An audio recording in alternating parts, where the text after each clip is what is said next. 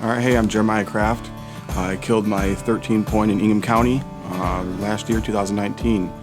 So I've had pretty good history with this buck. I first put eyes on him in 2018. I got him on video on my trail camera early December. And so I hunted him a few times that year with 0 encounters. So I knew it was at the end of the year, so I was hopeful he made it through. And early that spring, I attended Tony LaPrat's boot camp, and I implemented a lot of his strategies into how I would hunt this deer and kill him. So spring of 2019, I went into my property and put a new food plot in, I put a watering hole in, I did a lot of hinge cutting, created buck doe bedding areas, travel corridors, and just try to make it a sanctuary. So I watched him all summer long in 2019. All summer I watched him get out of his bed plenty of times, so I was on him. I knew right where he was.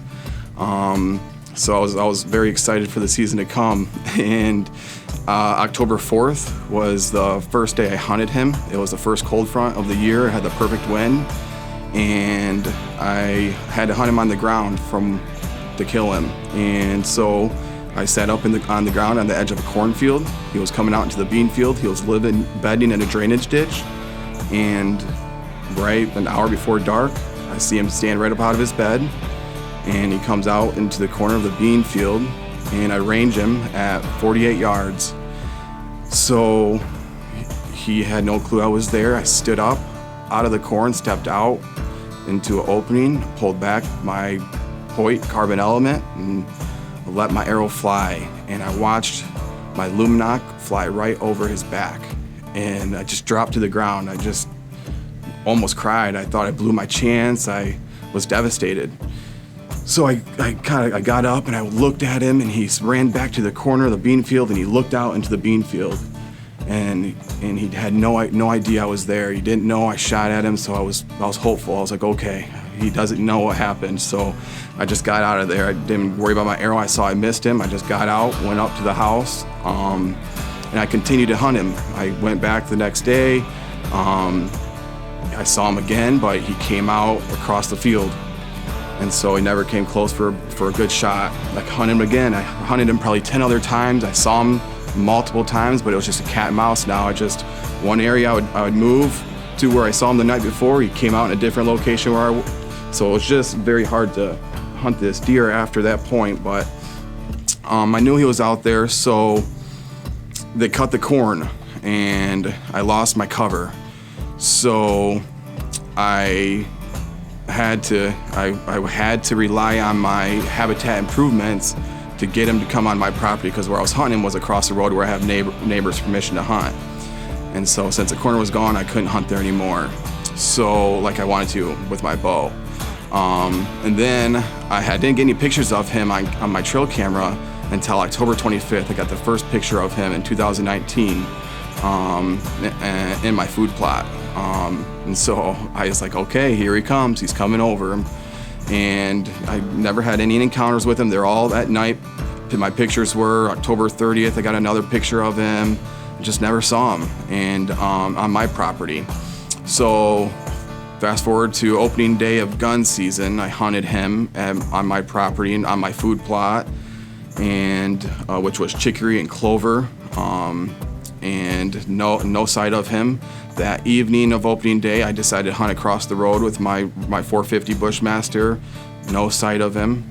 And that evening, opening day evening, about 7 o'clock, I got a picture of him from my cellular cam right to my phone. And he was right there in my food plot on a scrape. So I said, okay, here we go. I go out there the next morning, right at legal shooting light. It was a fresh snow on the ground. I could just hear him crunching right through the snow, and he's coming right at me.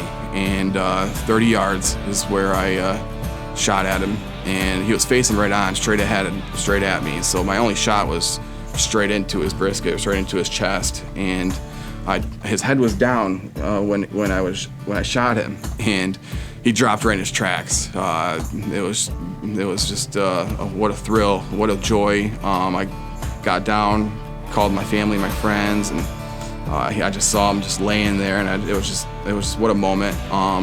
And I put my hands on him. He he had a double drop tine. He broke this one off. This was his larger drop tine. It was 4 inches or so on this side, but I took him to the two buck poles and just enjoyed every minute of it. And then I took him to my taxidermist, and when I gutted him out, I didn't really pay attention to what vitals I hit.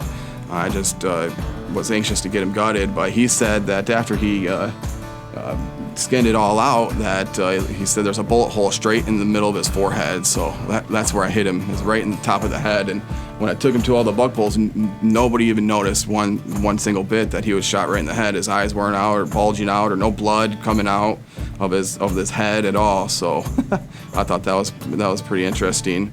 But yeah, you know, I honestly feel that this deer was a gift I got from God.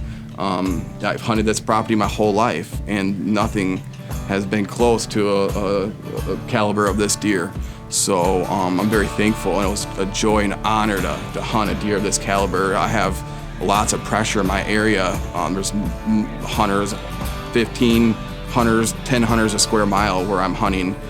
There's 2 neighbors who saw this deer and was watching him that I know of. So it's but that's my story of Mr. Steal Your Girlfriend.